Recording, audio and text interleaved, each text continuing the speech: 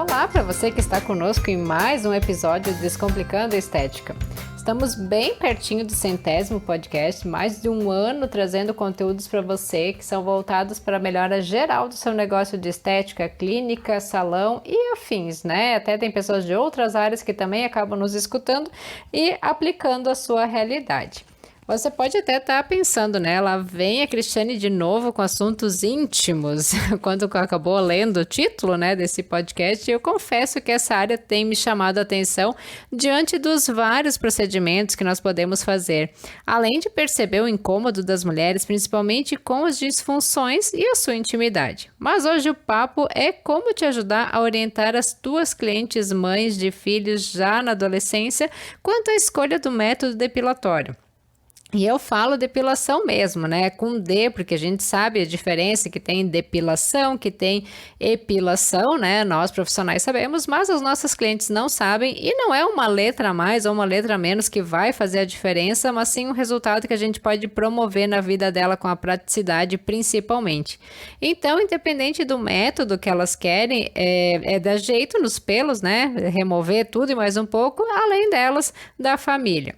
Mas já que eu falei depilação com D, ela se refere à remoção do pelo junto à superfície cutânea sem atingir as porções internas do folículo piloso. E a epilação com E, ela se refere à extração completa do pelo. E hoje o Gabriel está aqui comigo. Olá, Gabriel, tudo bem?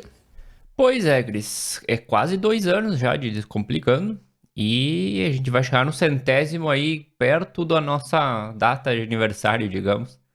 E aí, vamos ver se a gente faz alguma coisa por aí, né? Alguma coisa especial para comemorar ambas as datas. Vamos ver o que acontece. E é um assunto bem interessante, né? São várias clientes que têm filhos e filhas, passando por uma etapa de mudança, uma etapa onde tudo incomoda. Todas as mudanças do corpo são notadas, né? Seja pela própria pessoa ou pelos colegas da escola, enfim. Então, saber, conhecer e orientar nossa cliente no melhor método de depilação para os seus filhos é algo que é bem importante, porque eu acredito que elas acabam tendo essa dúvida. E na dúvida, sem o conhecimento, pode acabar levando os filhos na opção mais conveniente, vamos dizer assim, né? Conveniente financeiramente, eu digo. E isso acaba piorando a situação, já que você pode eliminar o pelo, mas trazer à tona outro problema ainda maior.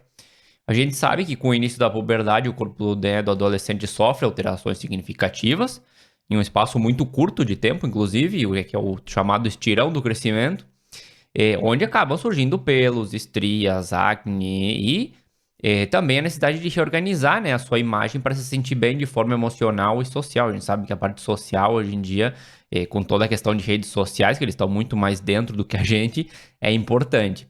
E o surgimento dos pelos e o impacto psicológico não deve ser nem desvalorizado, nem supervalorizado, mas tratado da forma como o filho ou a filha prefira.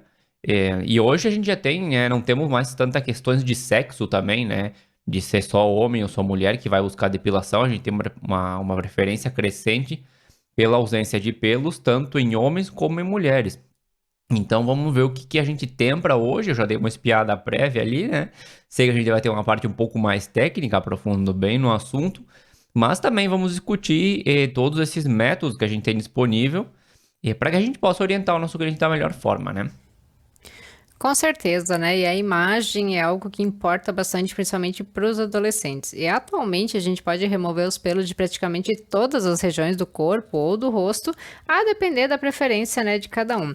Do interesse profissional, como é o caso de modelos, de esportistas, onde que é conveniente não ter os pelos, ou por questões médicas, no caso de hirsutismo, hipertricose ou a pseudofoliculite. Eu já comentei até que eu tenho vários casos de clientes que vieram por indicação do ginecologista, onde que tiveram até que fazer a remoção cirúrgica de cistos, né, em decorrência do método depilatório que utilizava.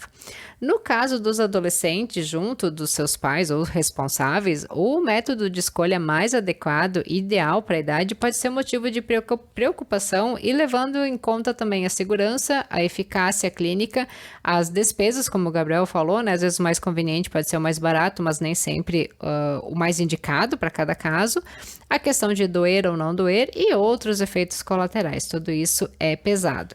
Quando a gente nasce, a gente já tem presente todos os folículos pilosos. Eles estão distribuídos por toda a pele, exceto na palma das mãos e na planta dos pés, nos lábios e também na glande do pênis.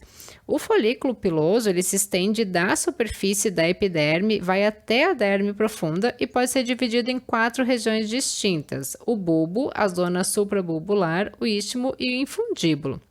O lanugo fetal, que é aquele pelinho bem fino, né, de quando o bebê nasce, o velo e o pelo terminal, eles são os diferentes tipos de pelo existentes.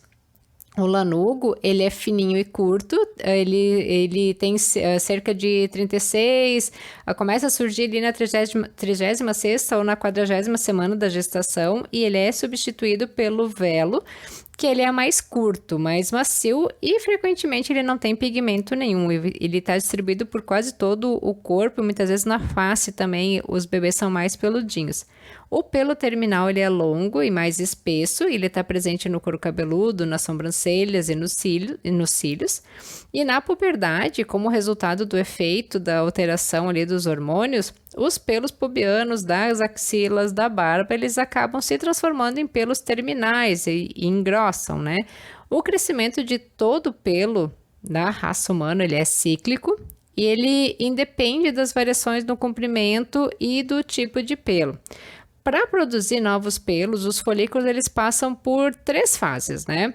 A fase de crescimento ativo, que é a anágena, de regressão, que é a catágena, e a de quiescência, que a gente chama que é a telógena.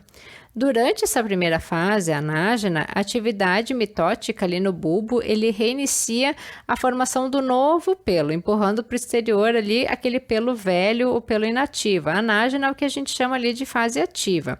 A duração dela, que determina o comprimento do pelo, varia de alguns meses até anos e também depende da proliferação contínua e da diferenciação das células ali da matriz da base do folículo, sendo diferente nos vários tipos e localizações do pelo. Quando a gente nasce, praticamente todos os pelos eles estão nessa fase anágena, na fase ativa. E ao longo da vida é cerca de 85 a 90% dos pelos que se encontram nessa fase. Até tem a questão da depilação a laser, né? Que o pelo é responsível nessa fase. Eu estava lendo um outro material, um artigo. Se 85 a 90% dos pelos se encontram nessa fase, né? Então, quando a gente faz uma sessão de depilação, o laser, ele consegue eliminar em torno disso. Uma sessão seria suficiente. Só que, por que ela não é suficiente? Em cada sessão, o laser consegue atingir apenas 30% das células tronco da matriz celular. Da matriz celular ali do pelo. Por isso que a gente necessita de mais sessões. Uma sessão não é suficiente. Mas voltando aqui para as fases, tem a catágena, que é a parte inferior de cada folículo piloso, ele regride no processo que inclui ali a apoptose das células epiteliais do bulbo e na bainha radicular externa. E essa fase do ciclo do pelo, ela tem duração de apenas algumas semanas. Ela termina quando o pelo entra numa fase de repouso, que é a telógena. Nessa fase não tem nem proliferação, nem diferenciação ou apoptose, que podem ser significativas. A duração dessa fase ela pode variar de 2 a 6 meses, dependendo da localização do pelo. E a transição da telógena, que é a fase de repouso, para a anágena, ocorre quando as células tronco do folículo são ativadas para iniciar um novo ciclo de crescimento. E a fase do ciclo em que se encontra o pelo é importante no momento da sua remoção, porque os pelos em anágena, na fase anágena, eles são sensíveis a agressões químicas, físicas, hormonais, infecciosas ou mesmo as inflamatórias. Maravilha! Vamos passou ali a parte mais de fisiologia, parte bem densa, que eu costumo sempre chamar, né? A parte bem técnica. Então vamos passar o que é as situações. A gente tem as técnicas, na verdade, de remoção de pelos, né? E eu vou começar por aqui, porque essa talvez seja a mais conhecida de todo mundo, que é a depilação com lâmina. Um dos métodos mais antigos, que promove apenas o encurtamento dos pelos e pode deixar pelo menos a sensação mais suave que as máquinas de aparar, né? E ao contrário do que muita gente pensa, ou do mito popular, depilar com lâmina não afeta a espessura ou a taxa de crescimento do pelo, mas como o corte provoca a eliminação da ponta do pelo, né, que é naturalmente a mais afunilada, ela provoca essa ilusão de que o pelo recentemente cortado cresce mais grosso. E essa aparência mais áspera após o corte pode ser indesejável também, principalmente para o público feminino. E aqui também tem algo que acontece muito, falando pelo lado masculino até, chega um momento da adolescência, dependendo de cada pessoa, onde começa a aparecer a barba, né? E normalmente a solução para eliminar essa barba parte dos pais, a decisão do método no caso, né? Geralmente o pai usa lâmina e sempre usou isso por anos e acaba ensinando o filho a cortar essa barba, assim com lâmina no caso, né? Só que nem sempre o uso dessa lâmina pode ser a melhor opção para o filho. Inclusive comigo foi assim, todo mundo em casa usava lâmina e eu comecei a usar também. Só que eu me cortava, dava uma alergia estranha e eu fiquei anos e anos usando a lâmina sem questionar se existia um outro método, né? Só depois de bem adulto, inclusive, que eu resolvi trocar por a máquina de aparar, que embora não seja talvez a solução completa dos meus problemas, é bem menos invasiva que a lâmina e eu sofro bem menos as consequências também. Então o assunto acaba entrando aqui para todo mundo. Talvez o filho não vá fazer um laser na barba logo de cara, claro, né? Mas pode existir outros métodos para ele avaliar. Então, pensando nisso, em ambos os sexos, Cris, que orientação a gente pode dar para nossas clientes com relação à lâmina? Nessa questão da escolha, eu sempre falo, né, quando vem homens que querem fazer a barba, principalmente fazer a barba total, que o laser ele vai ser algo, vamos botar um definitivo entre aspas, né, porque eu sempre digo que a depilação não é definitiva, mas que vai impactar bastante na imagem desse homem, então ele tem que estar bem ciente de querer ou não fazer o tratamento. Com relação à lâmina, o que a gente pode orientar as nossas clientes, né, que a pele nunca deve estar seca, as nossas e os nossos, né? Quando for usar a lâmina, nunca fazer isso com a pele seca, para prevenir que haja uma irritação cutânea, cortes ou mesmo que os pelos fiquem encravados. Assim, então, antes de realizar a depilação com ela, a pele deve ser lavada com água quente de preferência e usar um gel apropriado para fazer a depilação, né? Na face, evitar água quente, principalmente quem tem a pele muito oleosa ou mesmo quem tiver manchas, melasma, não é tão comum em homens, mas pode acontecer também. Usar uma aguinha morna já vai ajudar bastante. Também deve ser realizado com calma, com tempo, nada de correria, num ambiente mais aquecido, para evitar alguns ferimentos acidentais que é comum. Após a depilação com a lâmina, é aconselhado então o uso de um emoliente, um hidratante para ajudar a acalmar ali a pele. Esse método ele tem a vantagem de ser fácil, de ser seguro e de baixo custo. As principais desvantagens são a irritação na pele, os possíveis cortes, a disseminação de infecção do local, como verrugas em petigo que podem surgir, a pseudofoliculite, que é uma das principais, né? E a necessidade de estar repetindo de forma frequente. Algumas mulheres se queixam, no verão tem que usar a lâmina na axila todos os dias, por exemplo, né? Já que esse método ele não interrompe a fase anágena. No meu caso tinha até a questão do pós-barba, né? Nem era emoliente, nem nada.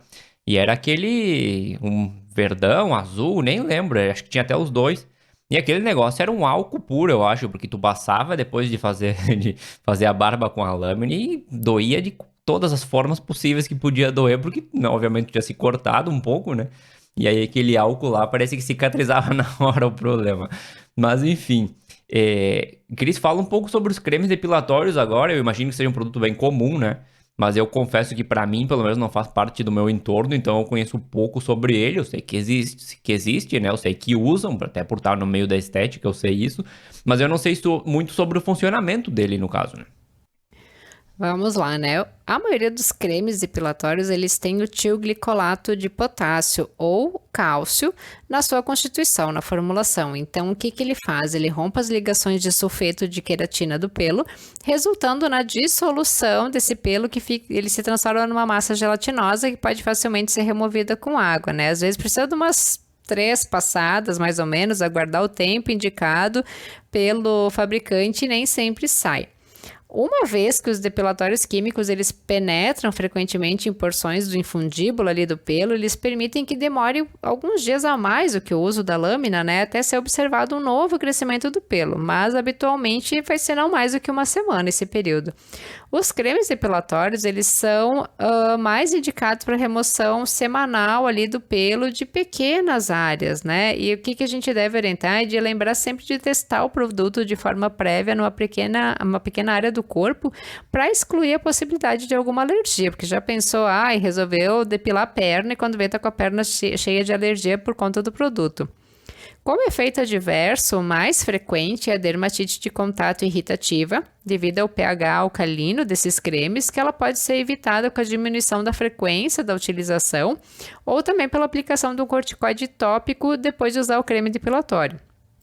Outro efeito colateral mais raro é a dermatite de contato alérgica, então devido à presença de fragrâncias nas preparações ou ao próprio tioglicolato, que também pode promover isso. E também pode ocorrer a hiperpigmentação cutânea depois do uso repetido dos produtos desses cremes depilatórios, por conta de gerar até uma queimadura, né? Passa ali uma vez, não sai, passa duas, passa três, repete até que acaba esfolando demais a pele. Muitos deles acabam tendo cheiro desagradável também, o que se torna uma certa desvantagem. E as principais vantagens desses cremezinhos depilatórios são o fato de ser um método indolor, tecnicamente é barato também, é rápido de usar e o pelo ele tem um crescimento um pouquinho mais lento do que o corte com a lâmina, além dele poder ser feito por qualquer pessoa na própria casa, não precisa estar se deslocando nem nada. Outro método que a gente tem é a epilação com linha ou aqueles dispositivos elétricos, como é o caso do Satinelli. Já comprei um, não era o Satinelli original, uma porcaria. Mas ele é um método temporário de remoção do pelo, que ele é mais utilizado em áreas pequenas, né, com pequenos excessos de pelo também. Como tem extração completa do pelo, incluindo a parte ali do bulbo piloso, pode demorar cerca de 4, 6 semanas para voltar a crescer, depende de cada pessoa. A remoção do pelo durante a fase anágena e a remoção repetitiva aumenta a probabilidade de lesão ali da papila dérmica e, consequentemente, uma remoção definitiva do pelo ou até a conversão dele de um pelo pigmentado num pelo mais fininho que, por vezes, ele pode até não ser mais pigmentado. Aqui é que até a gente tá falando daqueles aparelhos que arrancam o pelo completamente, né? Que a cabeça gira, na verdade, né? Não é como a barba, que tem a máquina de barbear e acho que acredito que ela entra numa categoria que é mais similar à lâmina ou não, que tem um efeito menos perigoso, digamos assim, perigoso entre aspas, claro, né? Existem os aparelhos, os barbeadores, os normais que eles acabam cortando, e esse é como se fosse vários roletezinhos, onde um gira para um lado, outro gira para o outro, e eles têm uma micro pinça, digamos assim, que acabam realmente arrancando ou por vezes até quebrando o pelo, não arranca muito certinho. E ela é uma técnica que ela pode ser bem desconfortável e também demorada, né? Como efeitos adversos, a gente tem também o risco de foliculite, a pele fica mais avermelhada, pode haver hiperpigmentação, ainda mais se machucar a pele, distorção ali do folículo e por vezes até cicatrizes. A vantagem é que esses dispositivos, esses aparelhinhos, eles podem extrair vários pelos de forma simultânea. Então, essa técnica de epilação, ela exige que o pelo cresça o suficiente para poder ser agarrado pelo dispositivo utilizado e só o pelo terminal ele pode ser arrancado com eficiência, porque os pelos, os velos, aqueles que são mais fininhos, geralmente eles quebram perto da superfície da pele e ficam ali encravados também. Outro método que a gente pode estar orientando para as nossas clientes é a epilação com linha, aquela famosa epilação egípcia. Que, como eu estava falando, né, são dois fios longos que a profissional vai estar utilizando, em torno de 50 a 70 centímetros, são fios de algodão, e ele é um método temporário, que a maioria dos pelos eles são arrancados, mas alguns eles podem também apenas ser cortados pela tração provocada ali pelos fios, e ela deve ser realizada por um profissional com experiência na técnica, não é qualquer um que vai comprar os fios de algodão e ficar passando ali no rosto. Ele é um método tradicional, é da cultura ali, amplamente utilizado no Oriente Médio, né? E apesar de ser um método doloroso, habitualmente ele é bem aceitado e também é tolerado, né? Eu digo, mulher aguenta tudo. E é utilizado essencialmente para remoção dos pelos da face, buço, a lateral do rosto, onde que você vai fazer com cera. Em função do calor gerado, da inflamação, pode piorar melasma, pode acabar manchando o buço da paciente também. E como efeito adverso, é a possibilidade da ocorrência de foliculite, de eritema, que é o vermelhidão, e alterações pigmentárias secundárias. Eu já não sei se algum homem conseguiria fazer ali essa depilação egípcia. Eu nem faço nem ideia como é que funciona, na verdade. Eu vou pesquisar depois para não ficar tão por fora também. E deixa eu voltar com uma outra técnica também, né, na verdade. Que vou trazer as conhecidas, obviamente, porque são as que eu mais ou menos sei o que eu tô falando também, né? Que é a epilação com cera, que é a grande maioria que nos escuta já deve saber, que é um método uniforme de arrancar os pelos, que envolve a aplicação de uma camada de cera na área onde se quer remover o pelo. E quando a cera é puxada no sentido oposto do crescimento dos pelos, eles são removidos, né? Pode ser realizada com cera quente derretida ou com cera fria. E é necessário um cuidado ali para evitar queimaduras, né? Causadas pela aplicação da cera que pode estar excessivamente quente na pele. Pode ser utilizado em várias áreas do corpo também. No entanto, é necessário um determinado comprimento do pelo ali para ser removido. Habitualmente, no mínimo 2 a 3 milímetros para que possa agarrar, né? E epilar com cera pode ser menos doloroso do que arrancar os pelos individualmente. E mais prático também, né? E tem como vantagem ser adequada para a remoção do pelo terminal e velo, né? É uma técnica barata, com resultados mais duradouros que a depilação com lâmina ou químicos depilatórios, porque os pelos são removidos do bulbo piloso, então apenas na superfície da pele. Então, quando os pelos são retirados com o bulbo intacto, os resultados são semelhantes ao arrancar com uma pinça. Normalmente demora aí entre 4 a 6 semanas até que volte os pelos aparecer ali na superfície cutânea. E, claro, e aí a gente entra na questão do desconforto do tratamento, né? E aí também temos a questão da possibilidade de foliculite, irritação da pele, cicatrizes queloides.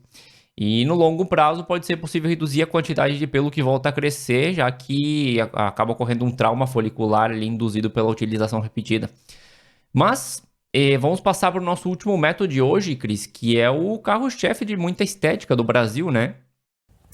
Com certeza, né? A fotodepilação é o carro-chefe de muitas estéticas. Até existem, né, franquias de somente fotodepilação. Como quase todos os métodos que a gente passou, uma das intercorrências, né, das desvantagens vai ser o surgimento da foliculite. Então, é sempre interessante orientar, ou se tu realiza ali no teu espaço, já passar uma pomadinha de corticoide que ajuda a acalmar a pele, evitar aquela irritação toda. Apenas uma dica ali para quem realiza o procedimento, ou mesmo se tu não é um profissional e acaba nos escutando, pode ali estar pedindo numa farmácia uma pomadinha com corticoide que vai ajudar bastante. Mas sobre a fotodepilação, né? Eu vou abordar aqui tanto o laser como a luz pulsada, porque ambos os métodos eles utilizam uma fonte luminosa para que haja difusão do calor e a destruição do folículo piloso.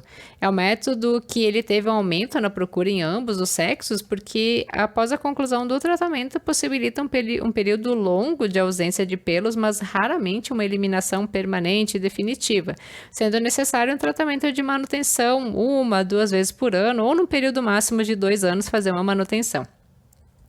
Para ocorrer a remoção definitiva do pelo, tem que haver a destruição das células tronco, como eu já vinha falando para vocês, né, do folículo da região ali do bulbo ou da papila dérmica, que ocorre em cerca de 15 a 30% em cada sessão. E, no entanto, há que ter atenção que a epiderme interfolicular também tem a melanina, podendo também essa estar absorvendo a energia do laser. Então, a gente deve cuidar sempre na programação do aparelho para que a pele seja preservada e a gente consiga atingir ali o pelo. Em casos de hirsutismo e hipertricose, se torna necessário o trabalho multidisciplinar com o médico para fazer o estudo de algumas patologias endócrinas ou então paraneoplásicas, para que eles podem estar na base de certos excessos de pelo e são, sim, patológicas, né? Então, eu sempre digo que o laser ele acaba entrando como tratamento.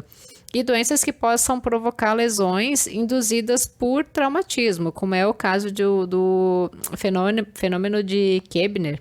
Patologias de fotossensibilidade e certas infecções na pele, elas devem ser despistadas para poder estar realizando o tratamento também. E os candidatos a laser, eles devem indicar quais medicamentos, eles estão utilizando a fim da gente evitar junto a realização do laser com algumas drogas fotossensibilizantes, principalmente o caso da isotretinoína, que é muito comum na adolescência para tratar a acne. Ela deve ser suspensa 6 meses antes de realizar a fotodepilação e, inclusive, outros tratamentos estéticos também devem ser evitados. Eu tinha preparado uma pergunta, né? Até bem, agora que tu tava comentando, e aí depois eu percebi que tu acabou respondendo ela ali no meio. Mas não custa dar uma reforçada também, né? Porque se criou meio que uma cultura ao redor disso, de se é definitiva a depilação a laser ou não. Então, obviamente, tu já comentou isso aí. Mas até aprofundando um pouco, depois de, não sei, X sessões, ou 10 sessões, 20 sessões, não sei, não volta a ter pelo nunca mais? Como é que funciona isso? Porque a gente vê até às vezes, eu tenho visto o marketing meio que feito em cima disso também. Então a gente pode estar passando uma impressão que não é tão correta para o nosso cliente, né? Ah, mas eu repito, porque isso é coisa que eu falo mesmo. Eu odeio quando eu vejo aquelas propagandas de depilação definitiva. Gente, definitiva é só a morte. O que a gente tem, então, relatado na literatura? Pele clara com pelo escuro e grosso, não é? A pessoa, eu acho que todo mundo acha que tem os pelos mais escuros e mais grossos do mundo, mas tem cliente que não tem. Então, pele clara com pelo escuro e grosso, em torno de 6 sessões. Tem resultados com 3 sessões? Tem. Mas eu sempre digo, 6 sessões no decorrer de 1 ano, essa pessoa vai acabar fazendo. Nem que tu considere como sendo já a manutenção, vai fazendo conforme a resposta fisiológica de cada organismo. Pele morena, negra ou mesmo pelos mais finos, né, não tão claros, elas podem chegar a necessitar até de 10, 12 sessões. Vejo muitas franquias que vendem pacotes de 10 sessões, que fazem todos os meses, mas cada um desenvolve o seu protocolo. Eu respeito muito a fisiologia de cada paciente. E depois de feito o tratamento, conforme as sessões que tu determinou, já avisa, né, fala na anamnese, vai falando durante o tratamento que esse paciente vai precisar fazer uma manutenção, porque ele é um ser vivo em constante diferenciação celular e nada impede que ele desenvolva ali novos pelos, né? Então, essa manutenção pode ser 6 meses, pode ser 1 ano ou pode ser 2 anos depois de terminado ali o tratamento. Então, deixem isso sempre bem claro para o cliente de vocês. E o que a gente pode, então, concluir disso tudo, né? Que a presença de pelos excessivos em qualquer idade e em ambos os sexos pode ser um motivo de insatisfação com a própria aparência e que pode conduzir também a alguns distúrbios psicológicos e psicossociais no adolescente. Então, ele precisa dessa orientação. A gente não tem relato na literatura sobre a idade ideal ou a idade limite para iniciar um método depilatório ou epilatório. Talvez a idade apropriada seja quando o excesso de pelo comece a ser considerado um problema na vida ali do adolescente. E quanto à escolha do melhor método, a gente deve considerar quais as vantagens, quais as desvantagens de cada procedimento para a realidade da pessoa, porque não existe um método ideal de remoção do pelo generalizado a todo adolescente. Todo tem que fazer depilação a cera, todos têm que fazer a fotodepilação. O que a gente deve avaliar? O tipo de pele, o tipo de pelo, problemas dermatológicos, endocrinológicos também, porque é estranho o adolescente vir com um pelo fora do normal, então é interessante a gente orientar aquela mãe que procure um ginecologista, um endocrinologista, né? A frequência da remoção, quantas vezes ele vai quando essa pessoa vai querer estar fazendo, o custo, né? O que impacta ali no orçamento da família e também as preferências de cada um. Maravilha, eu acho que ficou um programa bem informativo, vai dar para muita gente comentar ali melhor, talvez indicar melhor as opções para os seus clientes, porque a maioria vai, né, acabar tendo filho, filha, tá passando por alguma etapa de adolescência e vai precisar desse serviço e você vai poder também, pelo menos mostrar todas as alternativas que você tem ali no teu leque de serviços para que ele escolha aqui, como a que estava comentando, aqui cabe no bolso, aqui a preferência dele, enfim, tudo isso. Era tudo que eu tinha hoje. Não sei se tem mais alguma coisa para adicionar, Cris, senão a gente vai fechando por aqui. Não, hoje vamos finalizando por aqui. Depilação acho que já está suficiente para hoje. Então, maravilha. Vamos ficando por aqui. A música de abertura do programa é Feeling Good da purpleplanet.com. E claro que na próxima semana a gente vai estar de volta com mais um assunto interessante para você. Até mais, Cris. Até mais.